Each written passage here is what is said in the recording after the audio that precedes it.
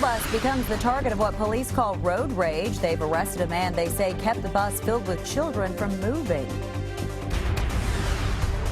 And this one is just absolutely horrific. A tragic week for state police after a trooper was shot and killed. How police around the state honored him today. A WKYT investigation looks into some new technology now appearing on credit cards that's designed to make them more secure. Tracking, alerting, protecting. WKYT News starts now with breaking news. Good evening to you. Tonight we are learning more about a threat that put all Whitley County schools into lockdown. School leaders say the threat came just as they were about to dismiss students for the day. Students were held inside until the lockdown was lifted about 90 minutes ago. Monique Blair talked to investigators about the threat. She joins us live with the breaking details. Monique?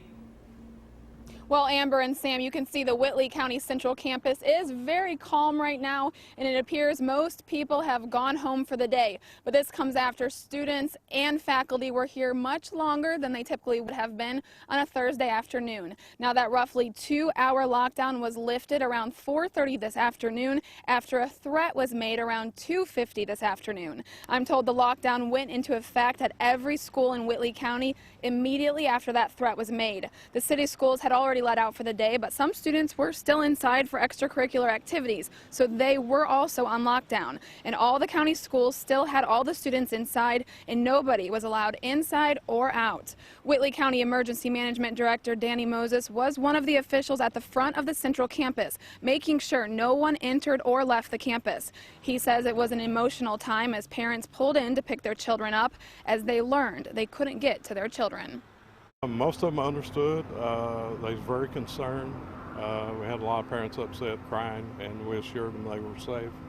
I also had grandkids at 3 different schools, so I know what they were going through.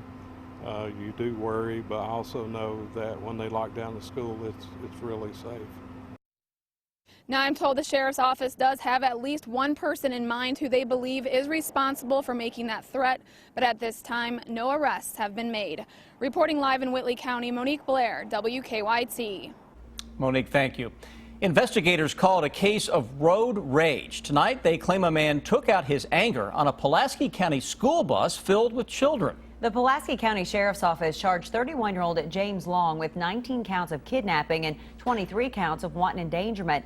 Investigators say Long blocked the bus with his car and would move. But tonight, Long's fiance claims the bus driver was actually putting the children in danger. Victor Puente has our top story at 6. The Pulaski County attorney tells me they charged James Long with kidnapping because he was trying to interfere with that bus driver getting kids home safely. Long's fiance tells me safety is the reason he stopped that bus. The incident happened last week as bus 1306 was pulling onto Foxhaven Drive. Kayla Bose says she and Long were in front of the bus when they pulled into their driveway. He came close to smashing into us. I don't know how that didn't happen. But the Pulaski County Sheriff says surveillance video shows Long hitting his brakes in front of the bus. After the bus went past, police say Long pulled into the road and prevented the driver from leaving the neighborhood. Bose says they've been concerned about his driving. He turns around and we stopped him to let him know that we were on the phone with the police. The bus stopped for about 10 minutes until police arrived. It was scary at first. My son, he had come in and said the police was out here with his bus driver and that his bus driver needed help. That surveillance was handed over to the county attorney. And yesterday, Long was arrested on 20 counts of kidnapping and 23 counts of wanton endangerment. I felt like my world was coming to an end, and I felt like he shouldn't be taken to jail over trying to protect these children. Bo says they were worried about the safety of the kids on the bus, but her neighbors say they've never had any issues. He's a wonderful driver. He's a wonderful person. He takes care of my kids. I know for sure. Tomorrow is James Long's first appearance in court. In Pulaski County, Victor Puente, WKYT. Long is being held on a $10,000 bond. Throughout the day, hundreds of people have shown up at a Hardin County church to pay their respects to a murdered state trooper. The visitation for Trooper Joseph Ponder continues for a few more hours. Police say that he died after being shot along Interstate 24 in western Kentucky. As Sam Smith tells us, police officers and state troopers from around the state are among those honoring the trooper. A community watched as the body of Trooper Joseph Cameron Ponder was escorted to the church that's hosting his visitation. I wish there was more that we could do, but to show our support I think is important. Ponder was shot and killed over the weekend during a traffic stop. He graduated from the Kentucky State Police Training Academy in January. Before that, he served in the Navy. We've had a patriot, a real servant of the Commonwealth taken from us. Sergeant Michael Webb says it's been a difficult stretch for state police, losing 3 troopers in the last 90 days. Our hearts are broken. Sergeant Webb says this could have happened to anyone. He says they've all been on traffic stops like that before. It could have been us, and it just, why him, you know? And he was taken far too early, and it just tears us up. And for an absolutely senseless situation. Webb says they can take comfort in the support they've received from the community. Basically, everybody loves the law enforcement community, and you see that in the support that's being shown here today. It's just horrible that we have to have a situation like this to see that kind of support. In Hardin County, Sam Smith, WKYT. Trooper Ponder's funeral will be at 11 tomorrow morning at the Severns Valley Baptist Church in Elizabethtown. New tonight, we have learned a memorial bicycle ride is being planned for a Lexington lawyer hit and killed while riding his bicycle. Police say that a suspected drunk driver hit 57-year-old Mark Hinkle in Scott County in May. Hinkle was riding in the Horsey 100 at the time. The Bluegrass Cycling Club has announced that the memorial ride for Hinkle will be Sunday, October 11th in Georgetown. Details are still being worked out. The club will also dedicate a ghost bike for Hinkle on that day. New tonight, Kentucky will receive a nearly $4 million grant to fight prescription drug overdoses. Governor Beshear's office says the money is part of an initiative launched by the Centers for Disease Control and Prevention. The money will be given to the Kentucky Injury Prevention and Research Center over the next 4 years. The governor says the money will provide more resources for preventing prescription drug overdose deaths. As Chris has been saying, rinse and repeat. No change in the weather today. Sunshine, nice temperatures, just beautiful weather all the way around. Chief Meteorologist Chris Bailey has more on that forecast. Chris? Yeah, it's been a fairly good week, an easy week of weather forecasting out there because, as Sam mentioned, every day's pretty much been a replay of the day before. Good-looking sky out there, blue skies, a little bit of those early fall colors starting to show up in our WKYT weather garden, a sign of things to come.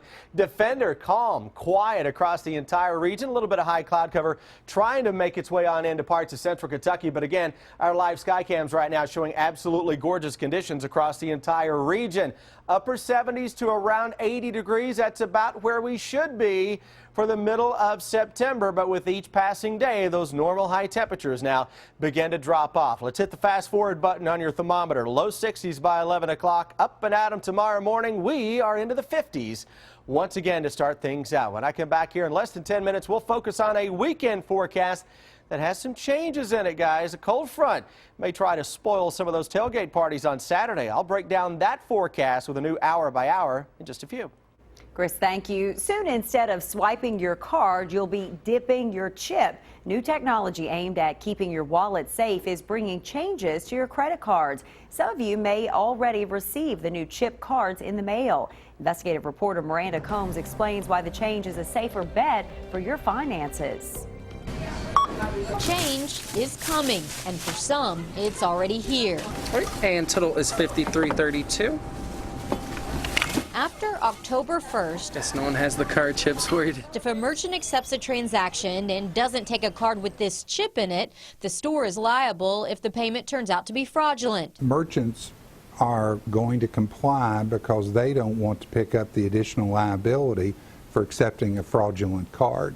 So there will be new card readers at local stores. They will be able to read this chip. The chip will create a unique number for each transaction you make with the card. Because it has a unique number, it makes it much harder to counterfeit that card or to steal it. Steve Kelly with Central Bank says his bank has been rolling out the new chip cards in phases. Right now, brand new credit card customers have the chip, and as cards are expiring, the reissued cards are chip friendly.